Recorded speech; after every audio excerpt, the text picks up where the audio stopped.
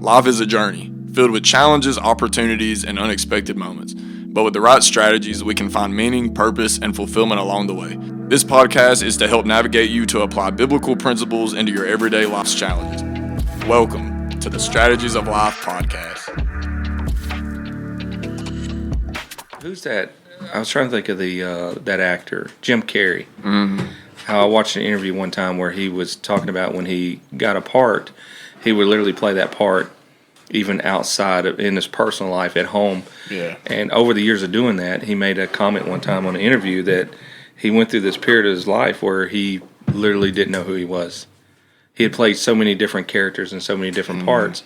I don't think he ever took the time to figure out who is Jim Carrey. And it literally drove him into depression. And so my thinking about that, the other day, how often do we do that and we don't realize it, trying to be that person that everyone expects us to be. And not only that, but most of the people that I was around and influenced me was on such a level that I thought, well, how can I climb that mountain? How can I be that person? And that was a mistake. I spent all those years trying to be something that God said, I never intended you to be that. I got something for you over here. I think Matthew McConaughey had the same situation. Everybody knows Matthew McConaughey, and I feel like I could be getting it wrong. I think it's Matthew McConaughey, but he kind of had to go off to a country where no one knew him, and he was like, that's when I actually found out who I was, because he went so long, everybody knew him and had an expectation, and he didn't know if that was him or if that was the expectation that people already predetermined for him to be. So and it was something big that he struggled with. Or? Yeah, pretty much. Wow. We know heavy is the head that wears the crown.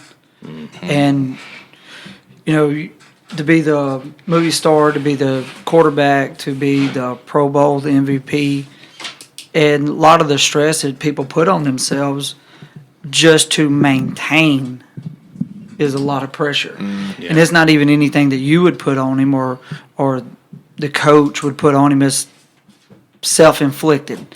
In our, even in our walk with God, how many times have we put so much pressure on ourselves because we don't want to disappoint somebody else, and we lose focus of our own walk, our own relationship with God, because we focused on what you think my relationship with God is. Yeah, and if we're not careful, that actually trips us up. Oh, definitely. No, I do agree though. I feel like that could be a pretty big hiccup in anybody's journey in life. Yeah, and if you think about the people you're comparing yourself to, even if they're up at a higher class level, I would say they had to start somewhere, but that's their journey. I do believe though, if we do find who we are and who God created us to be and our purpose, you're going to have other people look at you and saying, "Well, I can't be that." How did they get to that place? As young men growing up, yet again, it goes back to the what we've talked about before last week. As young men growing up, you see the heroes in your life, and you want to build your life around them because you want to watch and see them. Because I remember watching Brother T.L. Smith come in, Brother George Guy, all these great men of God that was used in the gift of faith, and God operated through them in the miraculous realm. And just sit back and wonder, what would it take to be that person?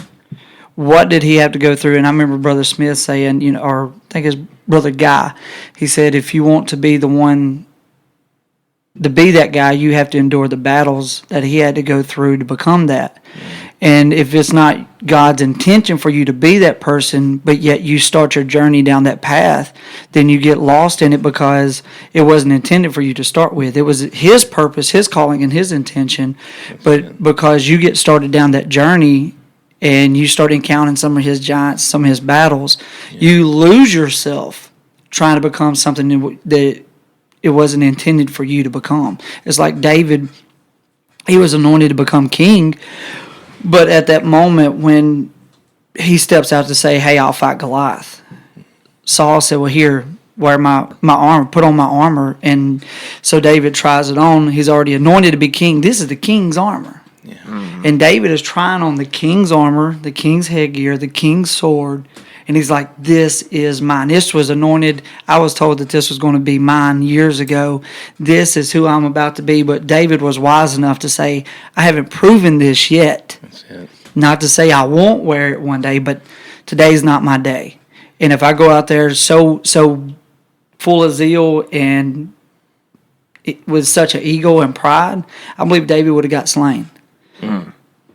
Because he'd been wearing something that he wasn't ready for yet. Now, it's not to say that we're not to be the next, someone's not to be the next prophet or the next evangelist or the next one to be used of God. I've seen God operate through ladies, young women in our church. I've seen God speak through them to give me a word and just have glimpses of what might be in their future. Yeah. But we can't be so focused on trying to get to the journey that we run past the time when we need to say, I haven't proven this yet. Yeah. If that makes sense. That makes perfect sense. I mean, if you think about it like that, if David would have put the armor on and he would have just ran out there with all that armor and the heavy and the sword and all that, I mean, would it have been God's purpose? Right. Would it have happened the way that we read it? Probably not. Right. And maybe we've all felt that in our lives. Maybe, I know I have in the years past where someone puts responsibility on me, and I did feel like that. I felt like that I was putting that armor on that literally just was not fitting. It was so heavy. It was so big. And in my spirit, I was like, I just doesn't feel either ready or it doesn't feel right. But because of the pressure of trying to become what everyone would expect you to become or thought you should become, then you're walking around with that heavy armor. And you're right, it tires you out, it weakens you to the point to where you throw it off and say, I can't do this, and walk away from it completely. I've been listening to a podcast, and it talks about a bunch of military Marine guys, and they talk about their lives as they started out from childhood all the way up to the day where they enlist, all the way up through boot camp and trainings and special ops and all this. This is really, really interesting stuff. But one of the things that every one of them, it's reoccurring theme is, as they're going through boot camp, it's miserable. You may hear one guy, oh, it was gravy, it was easy, but the majority of the theme is it was so hard, it was so tough, and it was so painful. We had to get out there and just march. We had to do and just go for 10 miles, 15 miles, 5 miles. We had to get all their packs and just go hiking and just booking it, and the thing that keeps coming out of it is, in the moment, they don't like it because it's so painful, it's so heavy, it's so overwhelming. But what it is their drill instructors is trying to bring out what is inside of them, because they know you're going to be a Ranger, you're going to be a Navy SEAL, but you're just a 17-year-old, 18-year-old, 19-year-old kid right now. But if you'll stick to my process and don't jump the gun, I'll bring it out of you. But they have to be willing to endure it and never give up. And a majority of them were asked, he's like, well, was you ready to quit? He said, every day.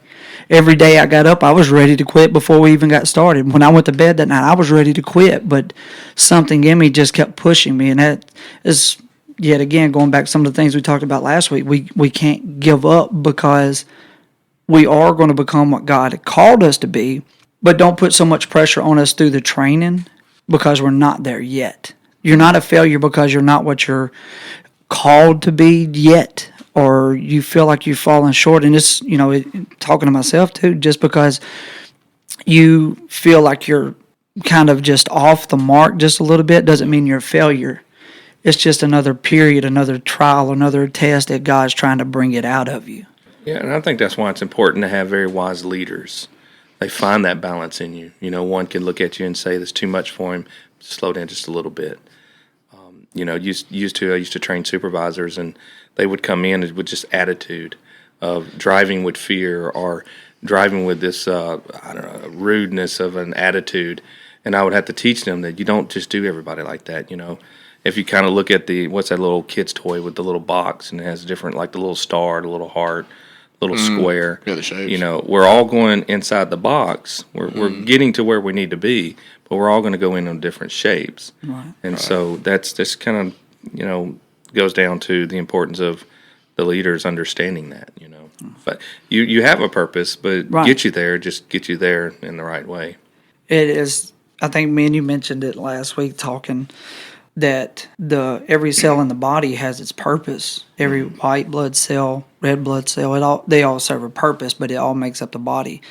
And if the white blood cell and the red blood cell get crossed up and they don't do their job, then what does it end up doing? Turning into cancer. Yeah. Like a mutated cell. It mutates itself, begins to die off, and I think that's where some people may get so frustrated, and that's the reason they feel like they're called into the ministry, or not even necessarily ministry, but just called to be a part of the work in the kingdom. Yeah. To do Bible studies, to be a Sunday school teacher, to do bus outreach, or just anything along that line. But they get to the point where they feel like this is not going the way I thought it should, and so they just get burnt out and they walk away, and they'll end up fighting within themselves. And I wonder where that comes from. Like what drives, like you take a church, what drives everyone to say, well, if I can't make it to be a preacher, if I can't make it to that position, then I don't feel like my spiritual life is complete until I can make it, to that point. Like, where does that mindset come from? What is? I sadly just think it's hopped up in the church, really. So? You don't Sadly. feel I think like it's that a good we created this image. Yes, I That's do. exactly That's what I kind of what I'm getting at. I feel it's, like it's a culture. I think it's a culture thing, like a North America culture. Yeah. If you're not first, you're last. right. If you're not the big name, then you're nobody. And even just in the church, I mean, it's a good goal if that's obviously your calling, but I feel like there's so much emphasis put on a pulpit ministry, and it's like that's really it. Yeah. And you have like a bunch of like young guys that, I mean, let's be honest, like everywhere you go, every young guy wants to be a preacher. You know what I mean? Like all across all across Christianity, church, and it's like not everyone. We're all called to preach. We're all called to spread the gospel, but a pulpit ministry is not everybody's calling. Yeah. And I don't know. I feel like if people would just get in where they fit in, for lack of better terms. It's like, but yeah, people would just, a round peg in a square hole. True. It's true. And it's like the church. The church is the body, like the Bible says, and every body has different body parts. So Yeah. I mean, well, you have to remember too. There's peace and comfort with God, and so if you're in a church or you're walking with God, if it's all the time that you feel like you're not getting to a place where you think you ought to be, and there's all that stress and all that feeling of failure, I think at that point you need to stop and look at what you are good at. Right. And it could, one of my strong points would be one-on-one, right? If you put me in front of a football stadium full of 2,000 people, I'm going to totally blow that. Like that's going to be bad. Right. You put me in a room with one guy, two guys, that's great. It's going to go somewhere. So I recognize that as a strength. Right. And so I think that's what we need to do is we need to figure out where we are strong and then work with that. And if it does go beyond that, then it's going to be a God-led thing. Right. Yeah, I would just say it's really important to understand what God has for you. Yeah. I guess. And I feel like a lot of times we want to, not in like a bad way, but sometimes we just unknowingly are trying to reach somebody else's expectation that God doesn't even have on us. Yeah. And it like puts us in a box where we're pressured. Well, it's like I mentioned earlier. It's not the water that surrounds a ship. It's the water that gets in the ship that sinks it. So we have to be very careful with how we feel about ourselves and the influence around us, what we're allowing in us that was never meant to be in there. Oh, yeah. Because you're carrying too much, and that will discourage you. Right. It's easy to compare. And well, that's what I'm whenever saying. your Is mind that starts. danger. Danger in comparing, for sure. Yeah. You couldn't actually miss out on your calling by just giving up, saying, I'll never make it there. It's just too hard, when God said, I never intended you to go there. And what's the saying? Comparison is the thief of all joy. Yeah. It's very true. Well, just basically what he was saying, that getting to a place where we miss our calling, we miss our purpose because we're focused on other people's purpose and calling. And there's that danger in that because we give up. It's losing your identity. Yes. It really happens though. And in leadership, or just as just good men of God or saints of God, and just a good church member, you can lose your identity because you feel like because you just come and sit on a pew, this is all I am. But it's not. It's not. But it's like Bro Banks talked about Sunday. They're not just someone that sits on a pew, but they're actually the one that's going to help hold up the arms of Moses when he gets tired and weary. And just because you may not be the Sunday school teacher, just because you're not the sound man, or You're not the drummer. That doesn't mean you're nothing.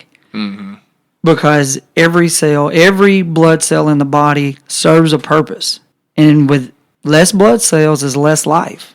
And I think that's why Paul addresses it, we're the body. So you can't, not everybody can be the arms, not everybody can be the head. And so I think just finding the importance of the part you play. You're not just sitting on a pew, you have a purpose. Now, I believe that your purpose can evolve and grow because Samuel was just an altar boy. Yeah. And then God looked at him and called him out in the night one time, and he's like, it's time for promotion. It's time for you to keep moving forward. And I believe it's because of the mentality that you have as an altar boy. If I'm going to do this, I'm going to do this with all that I have. And I believe that he was comfortable and secure with who he was. That I'm good just being your worshiper. I'm good just being a saint on the pew and giving it your all. Every time the church doors open, you're working. Every time they have a cleaning day, or around here we like to call them church picnics. Yeah. We have them, and we will go build a shed. But just because you think that your only purpose is to hammer a nail, run a screw gun, that's not it, because you're so much more. And I have a conversation with somebody on a regular occasion, reminding them that they're more than just what they think they are, because they have so much value here in the body that so many people look up to them and they admire them and they gravitate towards them. Just because what you see in the mirror is not what Brother Will sees when he looks at him. Brother Josh, you go look in the mirror, you may look at yourself and I don't know, you might feel like you see a failure. But Brother Matt looks at you and is like, hey, that's a close friend of mine. That's somebody I lean on, I count on. Yeah. And that is so true. Because we can see your true value and purpose for what we need in our life. Yeah. I guess. No, that's good. I always felt like, too, that what little God gives us is how we're responsible with it. Like you said a while ago, show up at church, work, do some things like be involved. Yeah. Maybe your calling was something higher, but you never did anything with just coming to church. You sort of set your limits because what you're saying is you focus too much on the flaws. You focus on your weaknesses rather than who was that did it last Sunday? Aaron, my son Aaron. He was wanting to do a little Sunday school lesson, and that's what he was going to try to talk about, was looking in the mirror and focusing on your flaws. And in a way that hinders you because you can't get beyond that.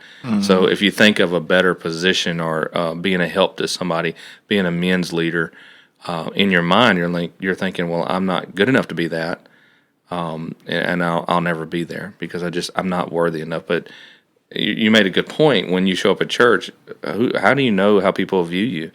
Like, listen to the conversations around you. That's another big thing. There's one particular guy here that listens all too well. Like, he's quiet, and so he learns so much about you just sitting there with a 5-minute conversation, because he's going to make you do all the talking. But I promise you, if you go to him and say, what do you see in me that's worth anything, he's going to have a lot to say. And I would do the same thing for you guys. Like, I could go all day long about y'all strong. And there are some things I see in each one of y'all. Yeah, I personally feel like I couldn't do.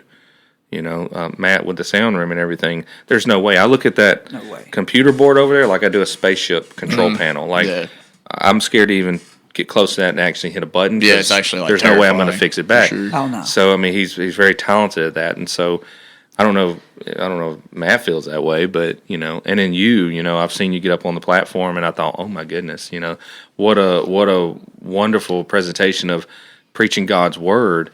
And on the way home, I was driving. I was like, man, how do people do that? How does a guy get up there and put himself out there like that in front of all these people? To me, that was just such an amazing thing. And in my mind, I just felt like I couldn't carry that, which I'm cool with, because I love the fact that God has me doing behind scenes stuff, because that's comfort zone, which it's important to come out of your comfort zone in some cases. But I think each and every one of y'all, Will, how smart he is in conversations that we engage in, I mean, all y'all have strong points. There are several people right here I look at and I thought, man, I really wish I could do that. You know, and there's some here that look at me and they came to me later, you know, and they're like, well, how do you do that? And in my mind, I'm thinking, man, I really messed that up. But they're like encouraging me, like, man, I really wish for instance, the Sunday school lessons I do sometimes, when I'm giving that lesson after the fact, I'm walking out of that room with disappointment sometimes. Right. I'm thinking, man, I did not deliver that the way I envisioned it, the way I needed to. Now I'm hard on myself. I'm like, oh, Josh, you dummy. You know, you ever be driving down the road and you're preaching? You know, in your mind, or you're telling somebody something, or you're giving a lesson, and in your mind, it's like this, you know, amazing experience. Everyone's just intense and crying and stuff. Well, that's not reality sometimes. Right. And so I think we set ourselves up for that failure. It doesn't mean we failed. Expectations are too high. Expectations too high, but again, it doesn't mean we failed. And so when I come out of those Sunday school lessons and I feel like I really blew it, and in fact, sometimes I don't even talk to my wife about it. Like, I don't even ask her. You know, I'm just like, oh, well, it got delivered. But then, like, that next Wednesday or whatever, someone comes to me and says, you really blessed me with that. I started doing this at my house. And somebody texted me and said, hey, we started doing this, picking the Bible up more on the phone, and it's really made a difference. We've already felt a presence in our home and a peace in our home. And all of a sudden I'm realizing, wow, it really did make an impact. It just didn't feel that way to me, you know. Well, we're always more critical of ourselves, anyway. Every time. But that's why it's important not to quit, though. No, but I agree with you. We're so much more critical on ourselves, and man, there's been many a times that, you know, I'd feel like I really, really got a word, and then you get up there and it feels like it doesn't come across the way you received it. Yeah. It's like, I agree with what you said, bro, Matt. We're all our own worst critic, and it doesn't matter if it's from taking the water up there, because even as a cadet, even now, I'm not a cadet no more, but you know, I'm trying to help Brother Jaden and them do it. But I'd go up there, take the water. I wait on the minister to get ready. I help him take his water up there, and then I'll make sure to turn the monitors. But how many times have I walked down because I had something else on my mind, and I was like, I forgot to move the monitors. And even something that to me that simple, I still get hard on myself. It's like, you big ignoramus, you know, you forgot it. You do this every service, every one job, and you forget it. But it shows how much you care. Yeah, it shows you take heart in what you're doing. But it brings me back to Samuel. I think it's the reason Samuel was anointed. It wasn't not only was it because of the prayer of his mother, but it was because of what he was taught. Because she had him until he was of age to go to the house of God. So what did she teach him in the time that she had him till the time for him to go to the temple? And so what he was taught by his mother and his father to value the house of God, and she's like, okay, now you're his, and now he's doing this. He has the idea that this is who I am. Yeah, this is everything to me now. I was talking to the young people Sunday about that. Are you willing to lay some things down, put some things aside to give God all that you have? I'm not saying quit your sports, quit whatever. I'm not saying quit that, but are you willing to invest more into the kingdom than you are your sports? Are you willing to invest more into the kingdom than you are your games? Are you willing to invest more into the kingdom than you are your potential boyfriend, girlfriend, whatever? Yeah. But I think that's what separated Samuel even from Eli, because Eli had lost his identity. I mean, you look at Eli at that point in time, though. He had already knew that when Samuel came to the room, and Eli realized that this was the voice of God speaking to Samuel, Eli knew this is the next prophet. And so you have to imagine then what's going through his mind is, you know, I've done lost it. I've done messed up so bad. And so his identity crisis got even worse. But it did not make him betray Samuel, because he still raised him. He still taught him. Even though Samuel may realize, hey, my time's about to come to an end, he never gave up teaching Samuel.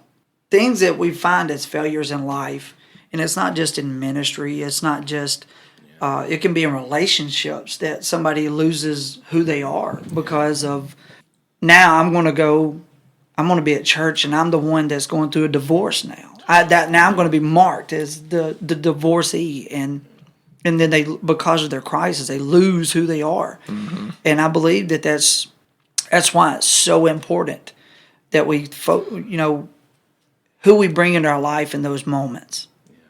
You're going through a struggle or an issue or a hardship, it's the people around you that can help remind you of who you are, and say, you know what, this is just a storm, this is just a trial. Yeah. Peter, you may have denied Christ 3 times, but you're still the rock. You're still the one that's supposed to carry this message. You're the one that's supposed to preach it, even though you failed. You made the mistake. Okay, that doesn't define you. You still need to keep pushing forward, because then he goes and preaches on the day of Pentecost, the first outpouring of the Holy Ghost. Mm-hmm. I've always been more drawn to someone who felt like they made too many mistakes or felt like they were the weaker link. I've always been more drawn to people like that because, once you make some mistakes yourself and you find that forgiveness and you find that mercy, it's very hard to judge somebody. And so instead of looking at someone so quickly judging them, and that's why you'll never find me in a conversation, no matter what somebody went to prison for, you'll never find me saying they deserve something or they deserve punishment. I'm very careful with that because, with the mistakes I made in my life, it's very easy for me to understand there's got to be that mercy and that forgiveness. And so that's why I find my peace and comfort in comforting people like that. So I'm more drawn to people that feel like they're not worthy enough or they're not good enough to be looked upon as someone that can be used. Because those kind of people, you can get in there and build them up. Mm-hmm. Now, the ones that stand up in a high position, that never make that mistake and walk the walk, and those kind of people, I'm always kind of shunning from. I don't know. Maybe that's the wrong thing to do, but I find, to me, it touches my heart when you can go to someone that feels like they're not worthy enough to be something, and you give them a few simple words or a few simple examples, or spend a little bit of time with them, and now all of a sudden you see something blossom that's so beautiful. I feel like God does that with us every day too. That's true. No, that's very true, actually. Yeah, that's something we got to conquer too. Is Paul said, "I die daily." Right. He was not lying, and he said that because he's flesh, and we're flesh, and so you have to do that dying every day. What was it you made mention to a while ago about the one that's got it all together? That comes in like they ain't got a problem, that they're it. Yeah. To me, they in the moment you're like, wow, this dude's got it figured out. But this guy has it together, but when he gets in the car and he looks in the mirror, he's probably harder on himself than anybody else. Exactly. They got that shield up. And not so much out of pride or, I'm better than you, but they're expected to play a role. Yeah. And they understand that. So, you take the President of the United States, if he fights with his wife or something before he goes out and does a speech, he can't bring that out there. He's running a country. And so, and even more so, I think that's why it's harder on church leaders, because you're on your way to church and you're in a fight with your wife, your kids are screaming, and in the back of your mind you're thinking, oh man, I got to get to church and lead a spiritual Sunday school lesson, or I got to get up on that platform and preach. You learn to disconnect yourself from those feelings. It's just very important not to get stuck in it to where you feel like you have to be this person every single second of the day, because you're hurting people more than you are anything. Yeah. You do need to go and reveal some things about yourself to go help build other people up. You don't have to carry that I'm perfect around all the time. As humans, we should understand that we're not all perfect. You was talking about a while ago about the president having a fight or whatever. The world looks at pastors and public leaders and church leaders, stuff like that, and kind of put them on a pedestal. They're human just like we are. We put everybody puts them on a pedestal, and when they make a mistake, it's like, oh, I can't believe he made a mistake. Especially they put them on a pedestal, and they fall just like we do. Yeah, and that's the thing, is that you put them on a pedestal that God doesn't even put them on. Right. Or you put expectations on somebody that God himself doesn't even put them on. Yeah, we're all human. And I feel like that's where the problem kind of lies, is that there's so much anticipation and expectations that never should have been there. Like, at the end of the day, everybody's a human being. Well, yet again, I think it's a culture thing, because we are in the Bible Belt. Right. And everybody, it's church and faith and church and faith. And then when somebody's like, well, I feel like I'm called to preach. You're called to preach. You're not like this one, Right. or you got a long ways to go. Yeah, look at the past. Yeah. But then again, I believe that other people that look at a pastor and they say they're really critical on them, or people that have been hurt by other pastors. Oh, yeah. And it may not have been anything serious. They may not have done anything. They may not have stumbled. They may not have fell into adultery. But because they said something or they didn't handle the situation the way you think a pastor would have handled it, it's not, you wouldn't have handled it any different. But because it was a pastor that handled it like you would have an ordinary saint, then you're going to be so hypocritical about it that you're ready to crucify him and find another church because he was human. Right. And granted, there is like a standard that you should align with to be like a leader like that. But at the end of the day, I mean, because you hear it all the time, well, you shouldn't say that. You're a Christian. Or you shouldn't say that. You're a preacher. Or you shouldn't say that. But it's like at the end of the day, you're a human being and that trumps over everything. You're going to make mistakes. My son told me that not too long ago. He was talking about somebody, and I said, well, son, if you feel like you can do better, then go do their job. If you're not going to do their job, then shut your mouth. Right. Because they're doing it. You may not like it, but at least they're doing it. Just because you don't agree with it, I mean, they're not doing the job. Right.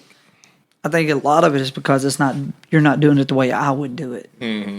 Well, again, that goes back to playing it out in your head. And then you never know what when you'll you're do alone, if you're not you're in the playing something out situation. in your It head. all changes. Yeah. It's not reality going on in your head. So we seem to do this beautiful painting of how we would do it. But then in reality, we would totally goof it up. And so that's why I said when I see Brother Cody up there preaching, I just think, wow, that's so wonderful, because I don't play it out in my head that I could do a better job. Right. I know reality. Like I've been in front of people before, and I know that feeling of being watched, and there's all these eyes watching you, and the stress that's involved. Yeah, and so it's there's a lot going on in the mind, and so when I see someone up there in that position, the last thing I'm going to do is criticize them or say, well, I could have done it better. That's a horrible thing to do. But if you think you can do it better, then go up there and get the mic.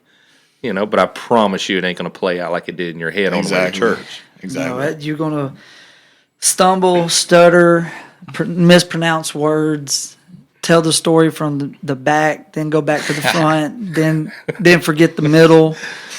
Yeah, But that comes with confidence that God gives you. That confidence in God's going to lead me through this. That boldness that you find. That's why you see some preachers, they get up there and it's a slow roll. At first it's introducing, and we thank y'all for letting us be here. Somewhere, maybe midway sometimes for some, all of a sudden they are all fired up. It's almost like God takes control. That boldness comes out, and then later they'll say, "Well, that wasn't even me," And they're really, truly, it was the emotions that the Spirit that was stirring in them that God sort of stirred that spirit and allowed them to take that block down. That I'm nervous. People are watching me. That's all gone now. So now all that emotion is just going to rush out.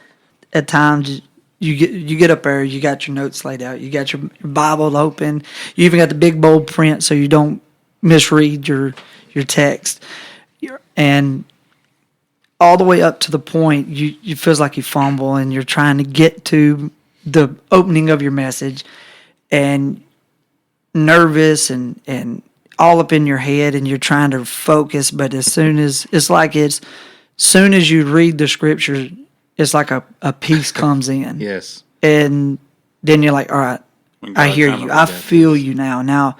And it's getting out of your head. Yeah. And I believe teaching Sunday school is the same way. Most of all, teaching a Bible study is the exact same way, because you get somebody that's just starting out. That's the reason, Brother Wilbanks is encouraging, and he taught us through the Bible study, trying to build the confidence in somebody that's never taught one to go teach one. Yeah. And the whole way, because you can have one booked and planned, and you can have it at your house, have it at their house, but the car ride home or the car ride to their house, you're nothing but anxiety and fear. Yeah. But as soon as you get there, it gets worse. But as soon as you sit down, you open up the Bible and you begin to read it.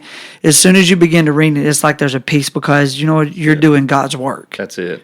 And to me, the way I feel God does it for me, it's when you put your plans and your ambitions and your thoughts aside and you start doing what he wants, and then he'll lead you in the direction that he wants you to go once you get rid of yours. There shouldn't be any fear in that at all.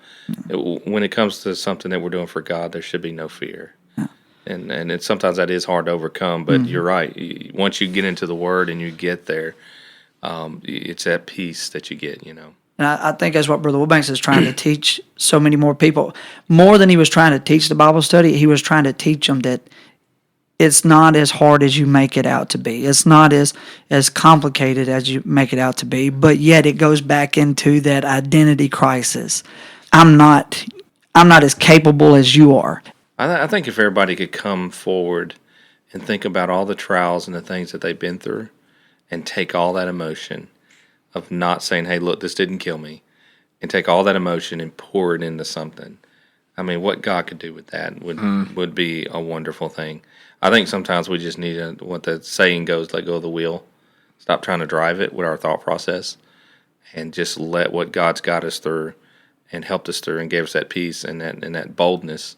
And just let it. I would be honest. I mean, if I did a Bible study and I really messed it up, if I did, I did. But at the end of the day, I was trying. But what are the odds that the person that you're teaching knows that you messed up? That's right. More than likely, no.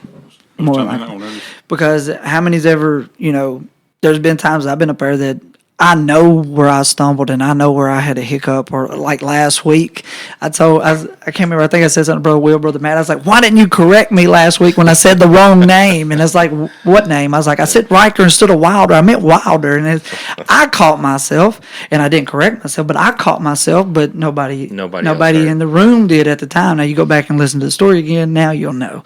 But it's one of those things, yet again, we're more crucial and critical on ourselves. Yeah. And going back through and listen to the podcast again, what are you going to do? Am I going to listen to what Brother Josh said or what Brother Will said in that moment? No, I'm going to critique myself. Yes.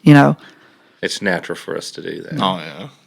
But that goes back to it's very important to have that walk with God, because in that moment, God said, don't worry about what you're going to say. I'll give you the words. If you're walking with Him beforehand, it is much easier to fall into that spiritual moment, that emotional moment where God literally takes over. I would, something I told my son the other day too, talking about, pastors and leaders, was that the process that they had to go through literally put that emotional atmosphere in their spirit. And so you don't know whatever they go through. I've always thought that even when Paul preached, they say, surely this man is telling the truth. Right. I never believed it was because he was yelling, screaming, spitting, doing cartwheels. I really think that he got up there and poured his heart out with tears and emotion, and in such a way that they said, surely that something happened to this man. Right. Such a conviction. Yeah, there's no lie there. It's like something happened to this man. He must be telling the truth. There's no way you can draw. Out. Yeah. And you draw that emotion out. It's one thing if Cody came up to me and told me a story and he's got this straight face. But if he came to me with tears, I know that it happened. Right. And there would be no doubt there. Right. So it brings me back to a story about Teresina Guilhermina. She's a Brazilian Olympic racer. When she started out in her childhood, she wanted to be a runner, but her parents said, no, you're not built to be a runner. We want you to be a swimmer. And so they bought her swimsuits, and they took her to swimming lessons. She learned how to swim, but she's like, well, this is fine, but I really want to be a runner. I want to be a runner. Well, they taught her to swim. She competed in swimming. She's actually really good, really talented, and won some swim meets. But she was convinced that she wanted to be a runner. I can't remember the age exactly, but years go by. And she comes home one day, and her sister bought her some really neon bright shoes and said, go be a runner. And so she trains to run.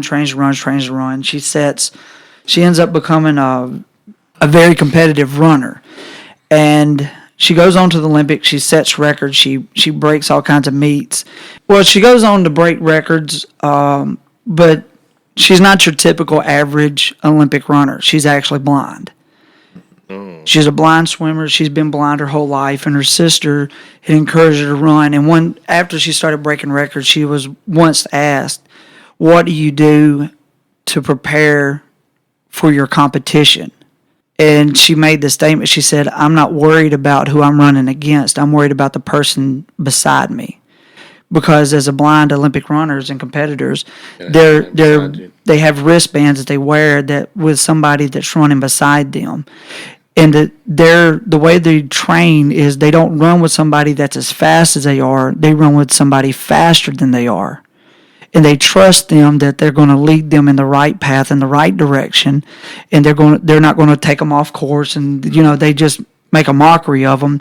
But their whole world is in their partner's hands. I can't see where I'm going, so I'm going to trust you, but I'm going to run with all my might, and I'm going to run as hard as I can to keep up with you. And so she told him, she said, "I'm not worried about who I'm running against. I focus on who I'm running with." And that person is one that was always pushing her and to be better, to be faster. And she said that's what drove her to run as hard as she did to break the record she broke. Well, see, to me, that just proves it's, how important it is to have that support, that friend or that person in church that actually will run with you. Yeah. If anything, it actually guide you, strengthen you. Well, I can't remember the name of the guy that he run with. He was actually like at one point in time, he was one of the fastest American Olympic runners at the time. He's a gold medalist. And she said, "I want to run with the fastest." He knew what she was capable of when he ran with her just a couple of times. And so he tried to help bring out of her what she struggled to see in herself. Now, the whole time, her parents said, "I see you as a swimmer," but she knew her identity. "I'm a runner." Mm. And then the person that she become her partner, he said, "Not only are you a runner, you're a record breaker."